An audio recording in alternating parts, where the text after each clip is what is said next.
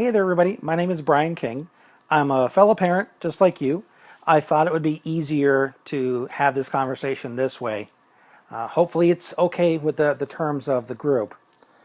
My middle child, when he was younger, had a diagnosis of autism. He had a speech delay.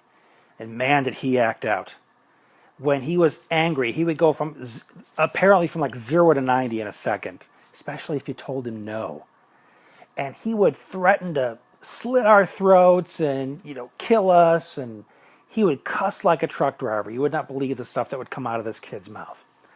But what I finally realized is that the power struggle, the competing for control, got us nowhere. It only escalated us both.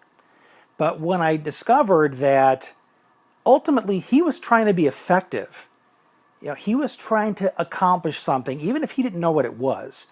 A lot of our kids that have these extreme behavior issues are reacting. So they don't necessarily know what they're striving for. They just know what they're rebelling against.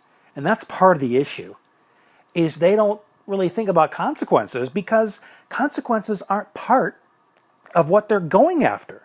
They're just looking to rebel. So one of the things that I found that helped my then 6-year-old, he's now 14, is I'd begin to ask him, did you get the results you were going for? Did you get what you wanted? Because it's easy for me to say, do you realize your future is going to be a mess? Or, do you realize what kind of road you're headed down? They're not thinking that way.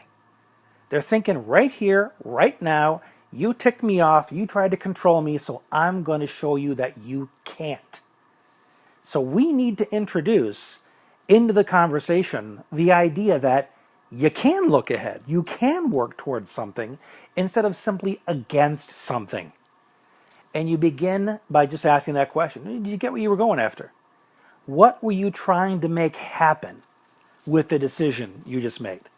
By cussing me out, or by stealing something, or by hitting this person, or breaking that thing. Did you get what you wanted to have happen? And this might be the first time these kids were ever thinking about that as an option. So continuing to ask that question may start to get them tuned in to the fact that there is, in fact, a cause and effect relationship that they're in a position to create, as opposed to simply being a recipient of life. Instead of simply saying, oh, well, you did this to me and therefore I'm doing that. That's how they think. The things are simply happening to them and they have to push back. So teach them you can make a decision to create a certain result, whether you know it or not. Keep planting that seed. I've seen many kids over the years, the other fellow parents, who have tried this approach, that I've shared with them, and they see their kids starting to hesitate.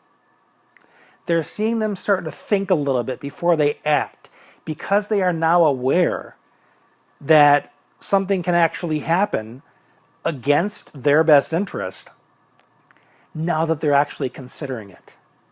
So hopefully this has been helpful. Give it a go and let me know if it works for you, okay?